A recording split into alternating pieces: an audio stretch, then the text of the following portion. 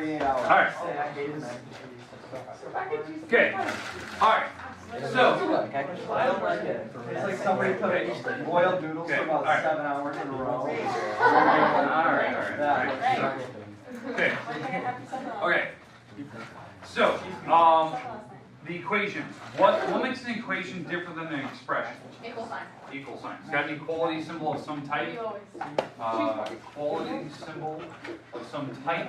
And remember, when we have equations, we actually do have to solve them. Like, it's not just, we're not just evaluating or simplifying, we're actually attempting to solve. That's a big deal. Some people always have that wrong idea that you're going to try to solve an expression.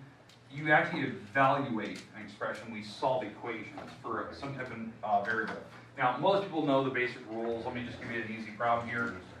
8 plus 3x equals, I don't know, let's go with 20, let's go with like 24, sure, that would, all right, doesn't really matter. All right, so if that's my problem, remember the rules for how we simplify, or how we solve equations, I'm going to sit around myself, we use SADMAT.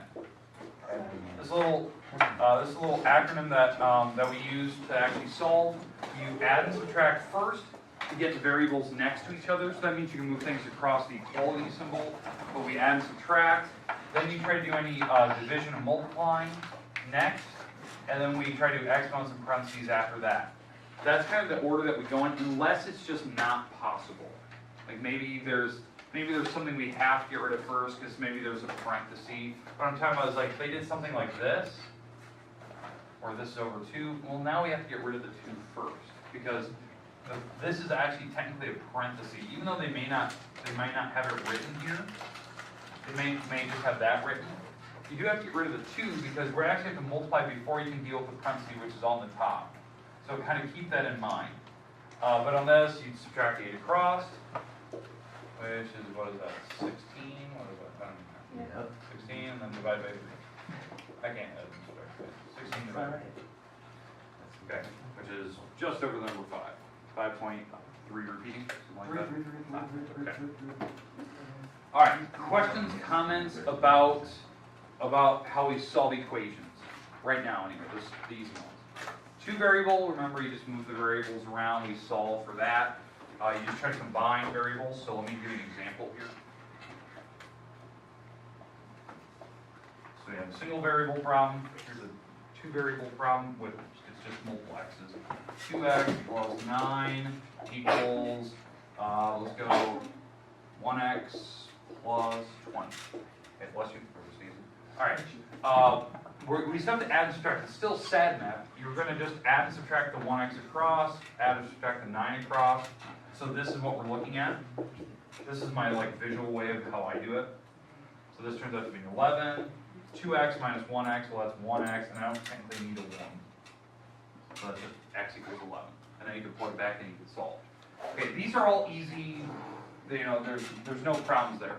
The problem that we're going to have is when they put fractions and rational exponents or rational expressions like we did yesterday with an equation now. Now those types of problems are the ones I'm kind of worried about.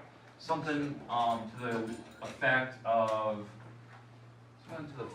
something like this, like x plus 1 over x plus 2 equals 3. And we're supposed to solve for x. Now obviously by looking at this problem, -2 shouldn't be one of our options. It should be one of the numbers we have to throw out originally because it fails the original problem, but we still have to simplify this problem. So what I'm talking about here is what I would do personally if I was doing this problem. I would probably try to figure out what the common denominator is and multiply everything by it, or this is kind of an easy way to do it. You move the x to the other side, which I know is kind of goofy, because I always try to single out a variable by itself.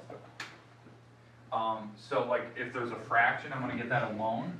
Then that way I know what I can get rid of. Since one of these sides has a fraction on it, you're allowed to take the denominator and move it to the other side and multiply it to the other side. Because actually what I'm technically doing is I'm multiplying both sides by an x plus 2. But I'm just going to, my trick is I just move it to the other side and I just do the opposite of what they're doing. Because what happens on this side if I multiply these? Yeah, these cancel, because this is technically going to the top, and they cancel out. And that's why the x minus 2, or x plus 2, I should say, is on that side. Because when I multiplied both sides by x plus 2, it didn't go away over here, it canceled. So my little shortcut is I just drag it to the other side. So the actual problem will look like this. 3 minus x plus 2. Now, what makes this problem difficult is we're not done yet. We have to foil that stuff together, move stuff around, and this actually turns out to be a quadratic that could potentially have answers or maybe not. It may not have a solution for x that can make this thing work, that can make it 0. But how we're supposed to do it, you actually, if there is a potential answer, foil it together on the right side here. So this is 3 times x, 3 times 2, negative x times negative x times x is negative x squared, negative x times 2 is negative 2x. And then I'm going to move things around and I'm going to try to factor this thing apart. That's why I said you need factoring skills in here. Because on a problem like this where it has multiple variables, and there's rational expressions, it's probably kind of a telltale sign you're going to probably have to factor on one of those problems if there's rational problems. It's just because the way that the multiplication works, typically you're going to have some type of x squared term, a degree 2, and that requires factoring because there's actually 2 potential answers. Or roots, whatever they want to call it. They call them roots. But anyways, keep solving here. Let's move everything around. I'm actually going to move everything back over to the other side because it makes everything positive. When I'm doing that, I'm going to actually combine things. Like, what's 3x minus 2x? And 1x. 1x, and when I move it over, it becomes a negative. So the x squared will come to this left side over here. The 1x goes to the other side and becomes a negative 1x. When I bring the 6 over, it becomes a negative 6. And 1 minus 6 is negative 5. Now, what I would try to do next is I would try to factor that thing apart. Is that thing factorable? No. Because the 5, I can't break up the 5 to make the 1 in the middle. So this is where we didn't talk about it the other day. We actually need to know your quadratic equation, your quadratic formula. Yeah. Opposite b, plus or minus square. Yeah. Equation minus 4ac all over 2. Okay, you guys got the little song and dance, and we're down. Okay, the idea is that what we use this for is it's for a quadratic, something with a degree 2, where you can't factor it apart. You couldn't do it by a difference of squares, you couldn't figure it out, but it had a degree 2. That's where that formula comes in, and all it does is it tells you what your x is, or whatever the variable is. But it's, you guys are even saying it, I'll just put the formula up here just so you have it, where you see. Oh. So there's your formula. Now, where the a, b, and c are on this formula, it's the leading coefficients out front if you put it in descending order. So A, B, and C in that particular order. That's why I kind of moved everything around, just so I could see it. So the B is a negative 1, but I need to use opposite of that, so I'm going to use a positive 1. B squared, so it's negative 1 squared, and I have to put that in parentheses. And then we're going to subtract 4 times A times C. So 4 times, negative 4 times 1 times negative 5, and then this is all over 2 times A and A to the 4. Okay. Questions, comments about how I'm doing this so far? No. Now this requires that you know how to do radicals and roots, because negative 1 squared is 1, and I'm going to add 20 to it because the negative central cancel, so it's actually a root 21. So this, my x is 1 plus or minus the square root of 21, if I can break that down at all over 2. And so there's actually 2 potential answers there. It's actually decimals, but that's what I'm looking for. Those are the solutions for the roots of this particular problem. Now, we haven't seen the quadratic formula in here, because I was kind of waiting for the time when we get to equations. That's when we actually use it, and we have to solve for something that has greater powers. I'm not going to give you a problem where there's degree 3 or degree 4, because those, we don't have the skills for that yet. There's actually rules, and that's like chapter 1. They teach you how to find roots if the problem has a higher degree than 2, because 2's we use the quadratic equation for. Okay, questions, comments about the basics so far today? And I just want to intro what we're going to be going into. Like tomorrow is going to be more in depth on that. We're just going to kind of fire away on that stuff. I want to make sure that you guys at least get to see like a simple equation, 2 variable, and something with a rational. I'll do a ton of examples tomorrow. In fact, I might have a PowerPoint where I put a couple problems on the slide, and what we'll do is we'll go through and we'll see, can we solve it, do we know the rules, and we'll kind of go through it and I'll put all the problems on the board. So it'll be kind of a weird day tomorrow because I don't usually do PowerPoints, but and I think it might be easier just to see the problem. I'll just pick problems from your book, so I can put multiple problems on a page. Okay? All right. Questions, comments about the forms, those are the ways we've seen it today, how to solve them? Okay. Quadratic equation, we will work with that more tomorrow, so don't feel like you're lost.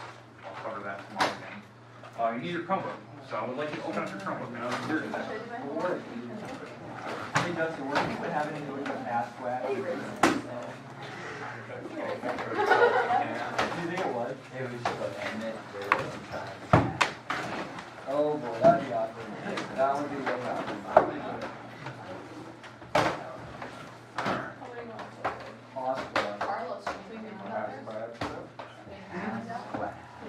This is the picture I received when I was on campus.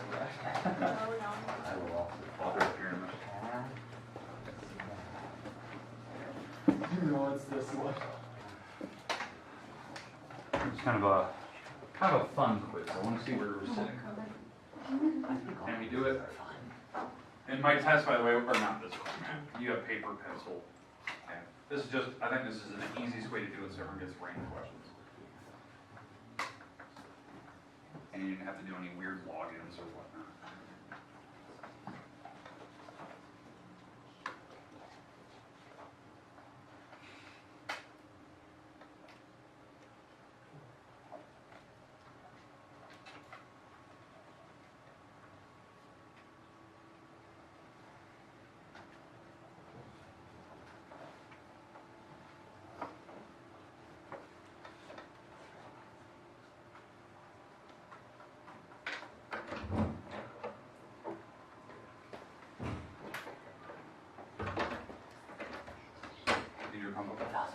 Let's go.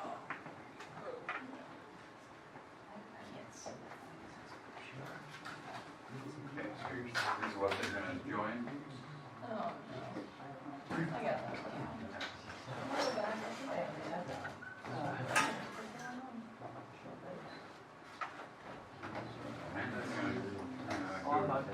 Hey, no talking.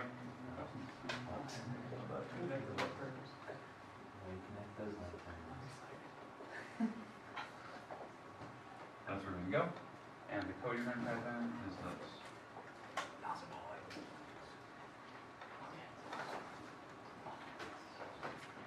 Now when you're in there, when you get here, it'll ask for the 6-digit code, and then it'll ask for a username. Okay, first, space last, space 2017. I don't know if you use a space bar, I think you have to use like an underscore. You can space. Yeah. So first, and so things are like that, but I prefer the 17. Oh! I missed one. Did you?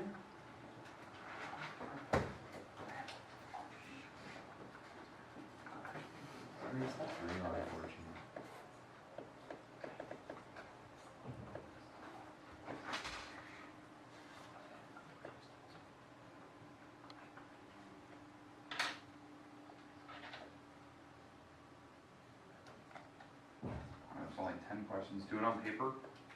You can eventually turn it in. I know these problems are in random order, so your neighbor will have it in a different order than you. But if you're writing on paper, I can only see what you're doing. So I'm not too worried about the scores you have up here, because if you can factor correctly, you'll show it on paper. Well, I want to go back. It's done. If there's an option for that, I'll figure out if you can do that. That'd be kind of cool if I can pick something.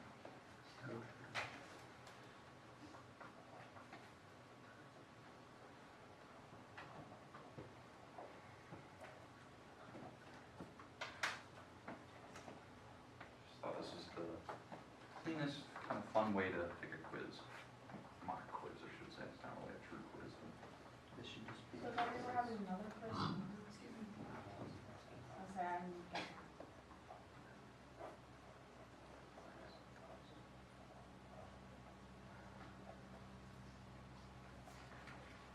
What? I missed one. You missed one? I'm still